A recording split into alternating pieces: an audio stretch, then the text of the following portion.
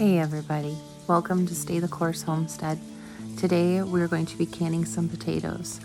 Now, this is not an approved method, so I understand if some are a little bit more uncomfortable with this.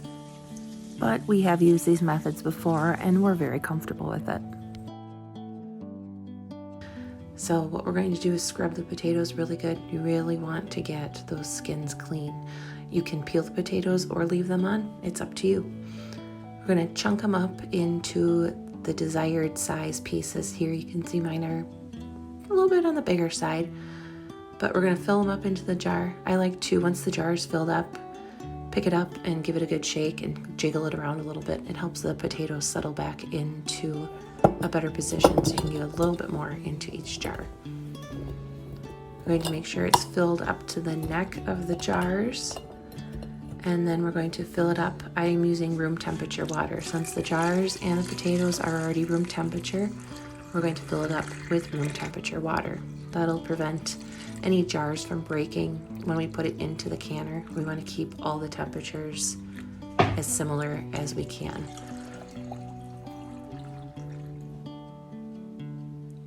Once we get all of the jars filled up, we are going to use our bubble popper to release any of the air bubbles, and then we will wipe the jars off just around the top of the rim, and then we will put on some lids and bands to fingertip tight.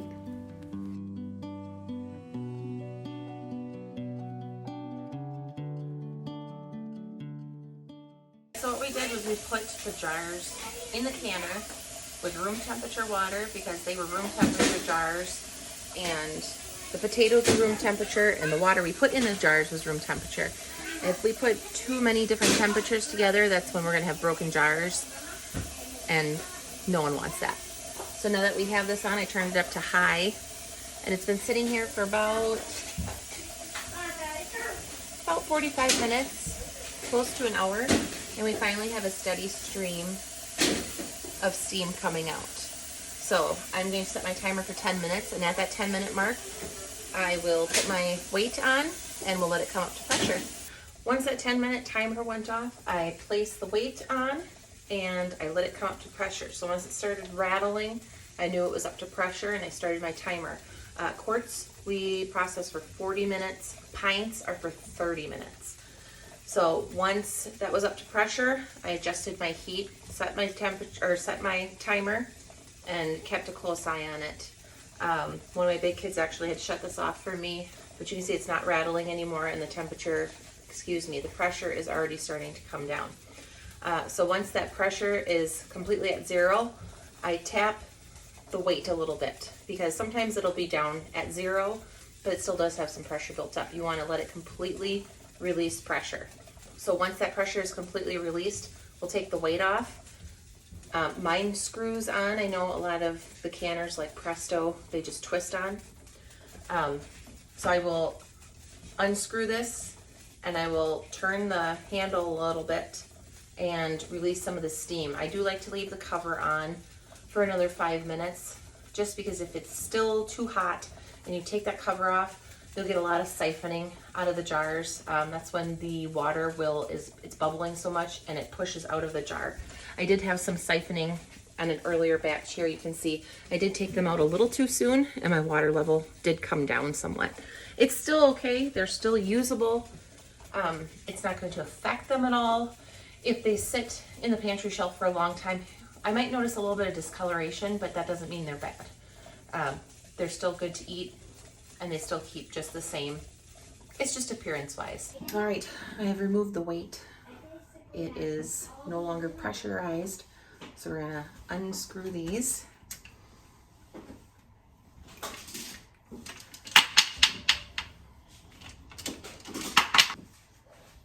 And always open the canner away from you, because if you open it towards you, steam will come out and it's very hot, very dangerous.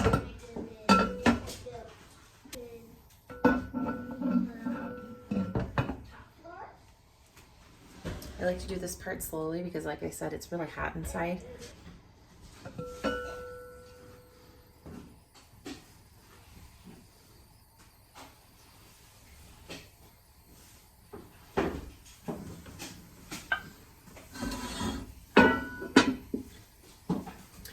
when I first started canning, I had done broth. And I remember I really did go too fast with the whole unscrewing the lid and taking it off. And as a result, the broth was hissing and the lid was going up and down, up and down, up and down, up and down. It was very scary. So when people say, I'm too scared to pressure can, if you slow down and you follow the steps and you follow the guidelines that come with your pressure canner of how to properly operate your pressure canner, you really won't have any problem. It's when you kind of wander away from the guidelines of what the canning company has set for how to operate the pressure canner. I'm not saying anything for what you put in and the food you're canning, but how to operate the canner is very important.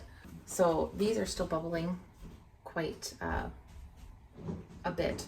So we're going to let these sit in here and naturally cool off a little bit, and then we'll put them on the counter to sit. All right, these are cooled off enough. We can take them out now and put them on the counter.